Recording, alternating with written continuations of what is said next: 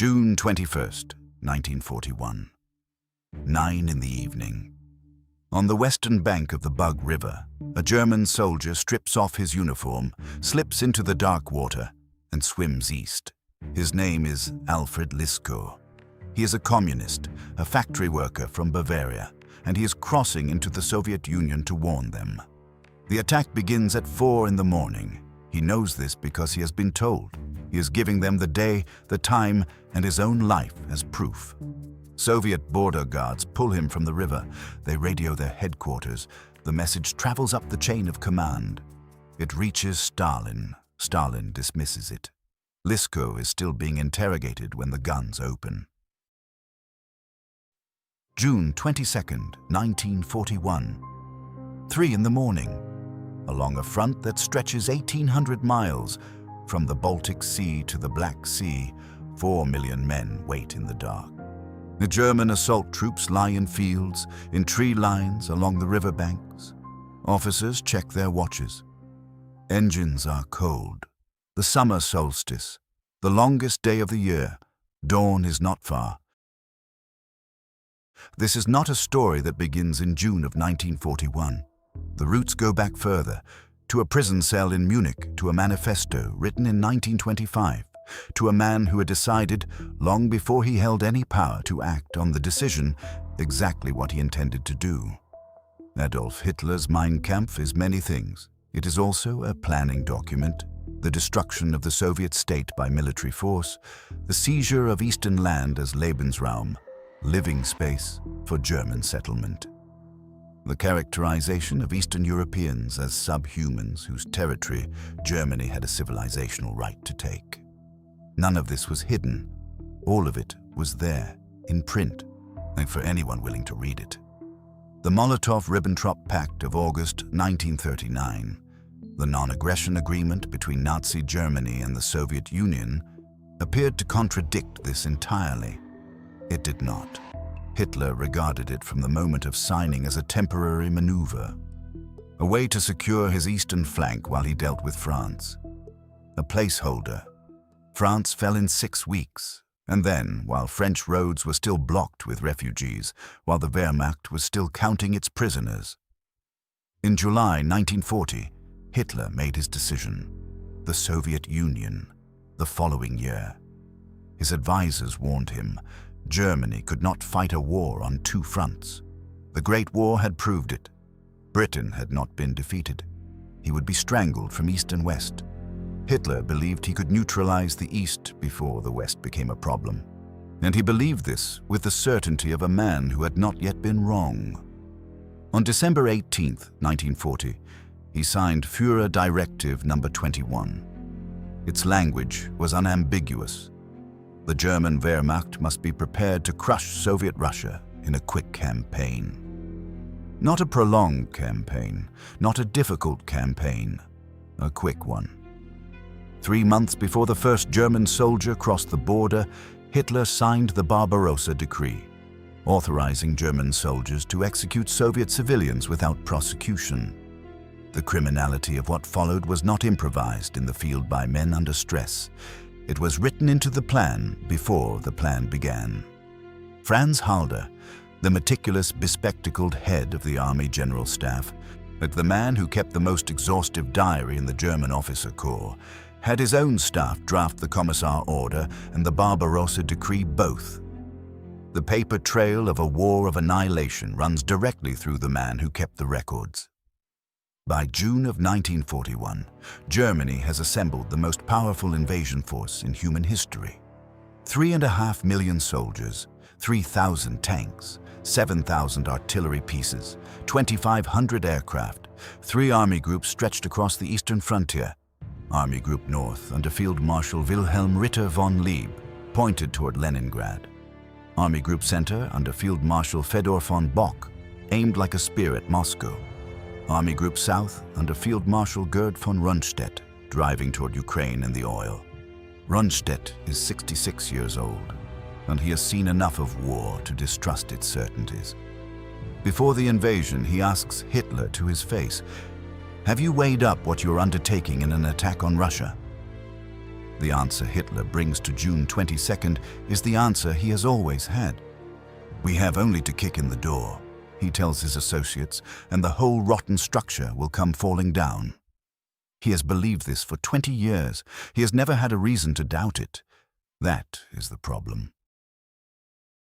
Joseph Stalin does not believe Adolf Hitler will attack the Soviet Union in 1941. He has reasons. Britain has not been defeated. An invasion of Russia, while Britain fights on in the West, would open exactly the two-front war that destroyed Germany in the last conflict. Hitler is ruthless and ideologically deranged, but he is not, Stalin calculates, irrational, and he would not make that mistake. This logic is sound. It is also wrong, and it produces in Stalin the same sealed certainty that ideology produces in Hitler, a fixed point from which no evidence can move him. The British warn him. As early as August 1940, intelligence derived from broken German codes reaches Stalin through Winston Churchill himself. Stalin reads it as a British trap. Drag the Soviet Union into the war. Relieve pressure on Britain. He dismisses it. In early June 1941, the German ambassador in Moscow, Friedrich Werner Graf von der Schulenburg, personally warns the Soviet ambassador in Berlin that Hitler is planning the invasion. The Soviet ambassador reports immediately to Stalin. Stalin tells the Politburo it is a plot by Churchill to manufacture a war between Germany and Russia. Disinformation, Stalin says, has now reached ambassadorial level. There are warnings from China. A spy connected to Mao Zedong's network has overheard German officers discussing the plans at a dinner. The intelligence makes its way to Moscow. Stalin does not move. War Commissar Semyon Timoshenko and Chief of Staff Georgy Zhukov bring Stalin the news of Alfred Liskov, the German soldier who swam the river. Stalin says the man is a provocateur. He's still being interrogated. What Stalin is not doing is mobilizing the Red Army. Every action that might protect him might also trigger the attack he believes will not come. The calculation has a terrible internal logic. It is also destroying him. Beneath all of it, the Red Army is in no condition to absorb what is coming regardless. Stalin's own purges gutted his officer corps. 15 of 16 army commanders, 50 of 57 corps commanders, over 150 divisional commanders killed. The divisions at the front are under strength, undersupplied, commanded by survivors chosen for political loyalty over military competence. Their tanks outnumber Germany's. Their aircraft outnumber Germany's. None of it has been organized into a force capable of using those advantages. At 1 in the morning on June 22nd, a single directive goes out to Soviet forces in the border regions. It instructs them to bring forces to combat readiness. It also instructs them to avoid, under any circumstances, provocative actions of any kind. Several units never receive it before the guns open. Alfred Liskov is still being questioned. 3 in the morning. Then 4. The Luftwaffe rises first. German aircraft cross into Soviet airspace in the darkness and begin striking air bases, naval bases, communication centers. By the end of the first day, roughly 1,800 Soviet aircraft have been destroyed, most of them on the ground before their pilots knew the war had started. The artillery opens across the full 1,800-mile front. Up and down the line, Soviet border guards radio their headquarters in confusion, in terror. "We are being fired on. What shall we do?" The replies come back from headquarters still locked in the logic of the impossible.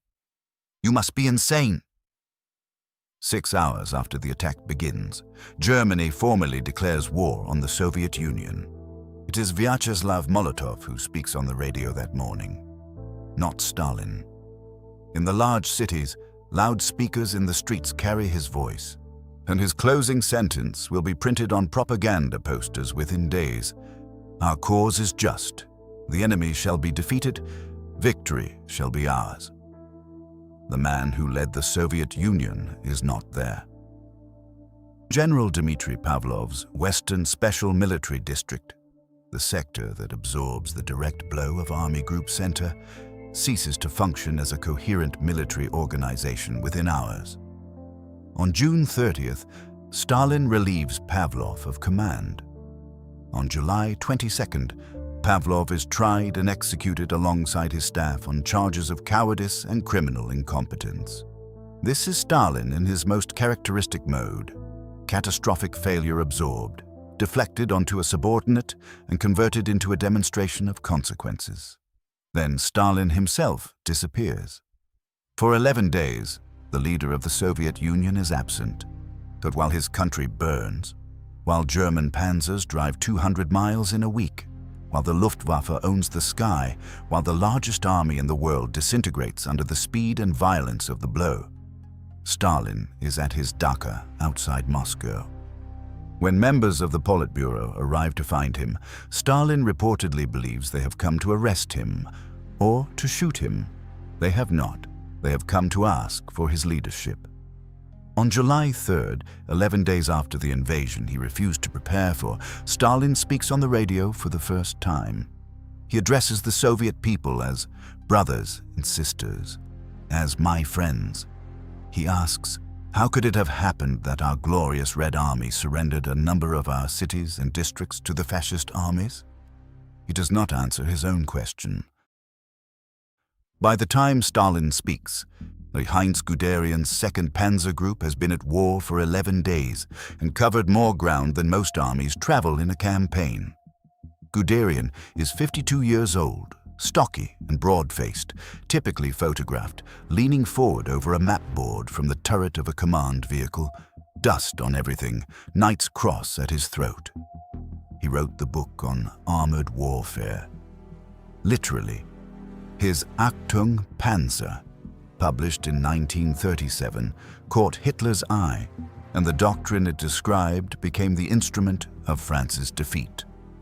Crossing the Bug River at dawn on June 22nd, he is its instrument again. His group advances more than 400 miles in 25 days. Minsk falls. The 2nd and 3rd Panzer Groups close a pocket around 300,000 Soviet prisoners. By July 16th, the Guderian is at Smolensk, deep inside what was supposed to be a secure Soviet heartland.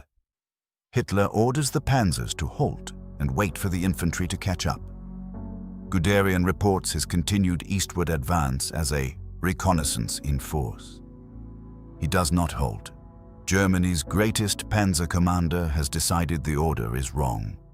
Behind the triumph, though, already this early, the cracks are forming. Guderian's repair facilities are 500 miles behind his spearheads. The Soviet rail gauge is incompatible with German rolling stock. Supply trains cannot simply follow the advance. The dust that coats everything is entering engines, wearing out tracks. And the Red Army, while taking catastrophic losses, is not standing and being destroyed. It is retreating, trading space for time in ways German planning never fully anticipated. And in mid-August, Franz Halder writes in his diary, "At the outset of the war, we reckoned on about 200 enemy divisions. Now we have already counted 360. The entire premise of the operation, the quick collapse, the 2 to 3 month timetable, the rotten structure, rested on Germany's intelligence estimate of Soviet strength. 200 divisions. The Wehrmacht has been destroying Soviet formations continuously with a speed and skill that no army in the world could match. The formations keep appearing.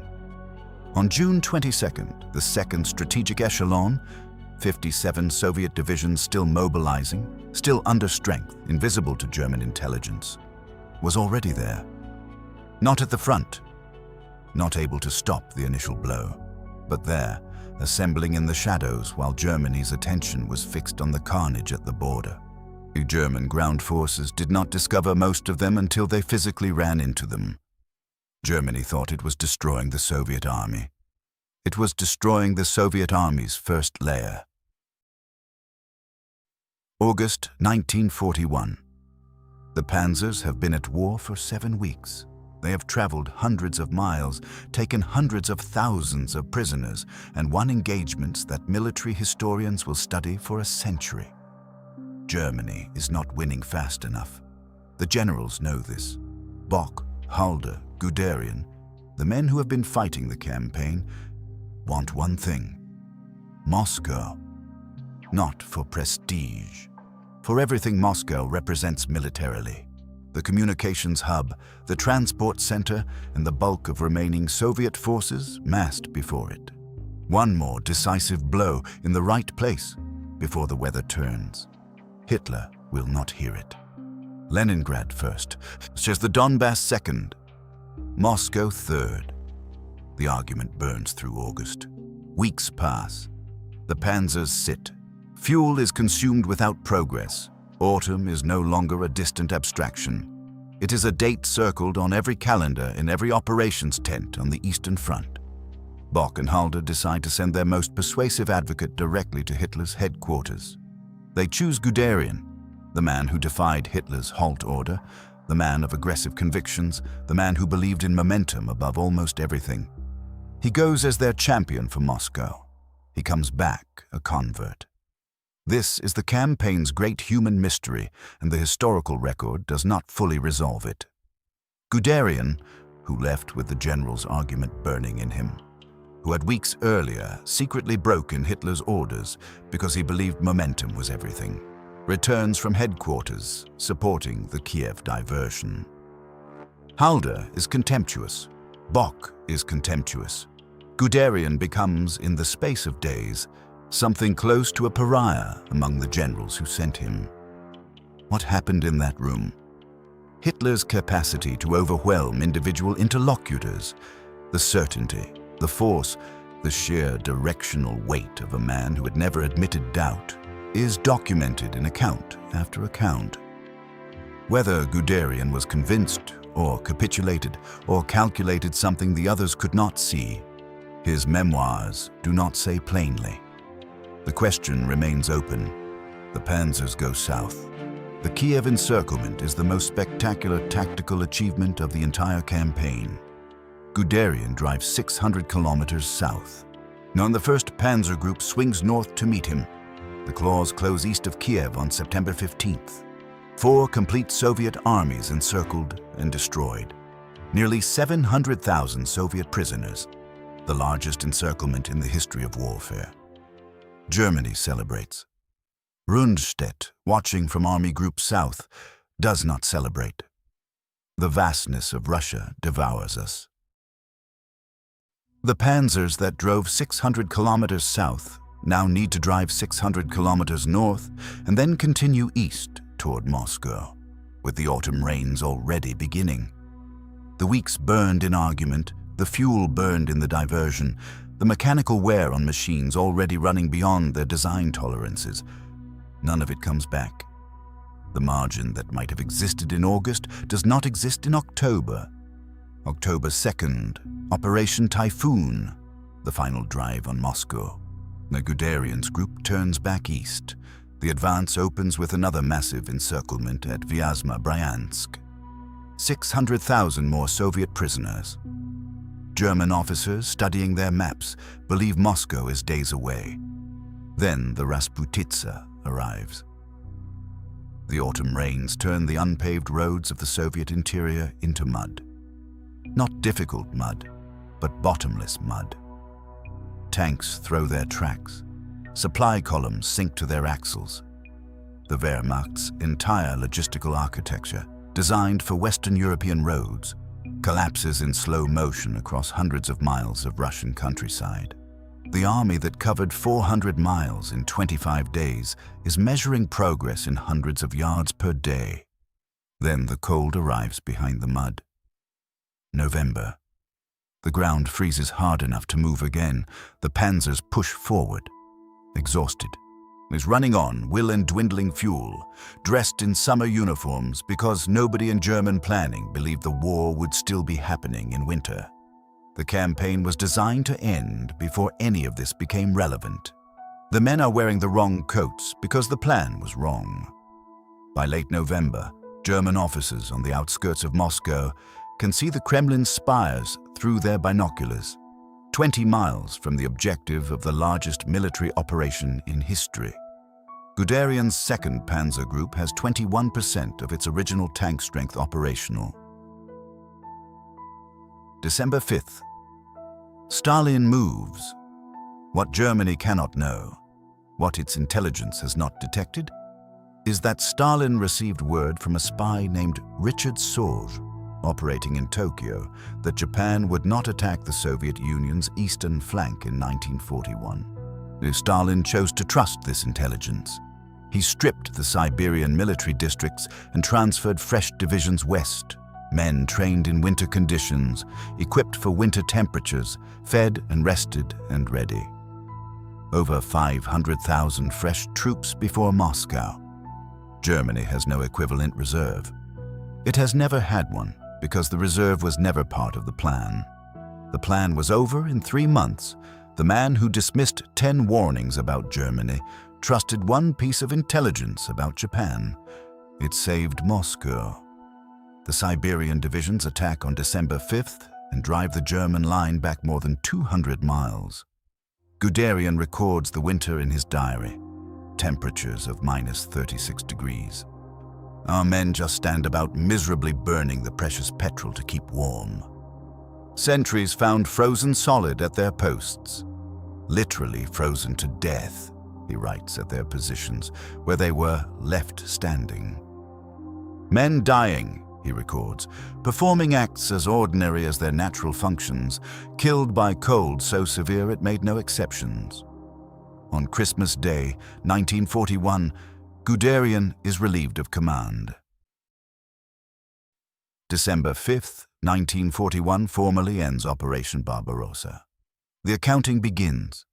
The German army has suffered over 830,000 casualties since June 22nd. The Red Army has suffered 4 million. 3 million of those Soviet soldiers are now in German prisoner of war camps, deliberately starved under a systematic policy of annihilation that was written into the operation's legal framework before it began. 3 million men in camps in winter. This is not a footnote to the military campaign. It is the military campaign's other face. The dismissals follow. Brauchitsch is gone. Hitler blames him personally and takes direct command of the army himself. Lieb resigns in January 1942. Bock is dismissed. Halder survives until September 1942, then follows. He will eventually be imprisoned after the July 1944 assassination plot, surviving the war by weeks.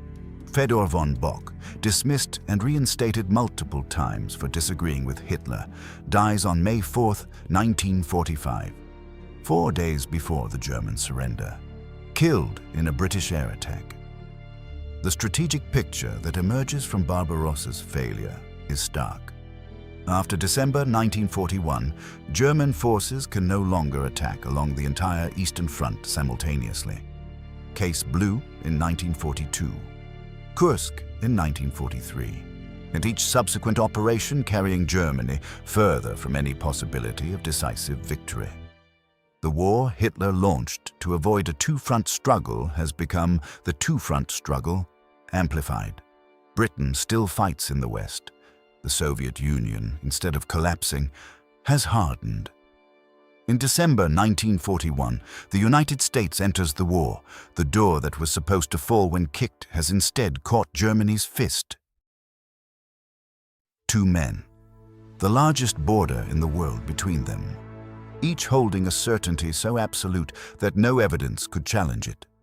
Hitler's certainty was that the Soviet Union was a house of cards, held together by terror, populated by people who would not fight for a regime that had enslaved them, ready to collapse the moment a strong enough force struck it.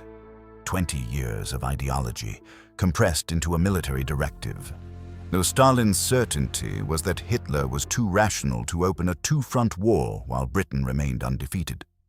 It was a reasonable calculation. It was wrong.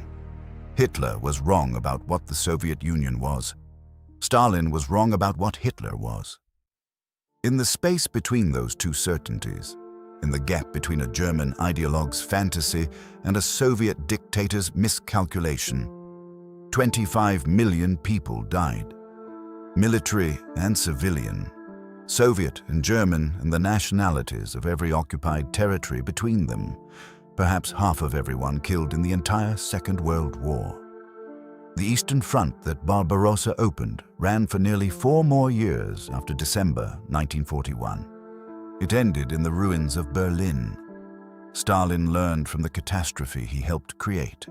The man who was paralyzed for 11 days after the invasion, who believed his Politburo had come to shoot him, survived, adapted, moved the Siberian divisions, and trusted exactly the right piece of intelligence at exactly the right moment. He was ruthless in ways that cost his own people enormously. But the Soviet Union held. Hitler did not learn. He took personal command of the army in December 1941 and spent 3 more years overriding the professionals, compounding every error Barbarossa had already made. The infallibility that launched the operation was the same infallibility that managed its unraveling. In winter quarters outside Moscow, Guderian's 2nd Panzer Group, which crossed the Bug River on June 22nd with 800 tanks, ends the year with 168 operational. 800. 168. The door held.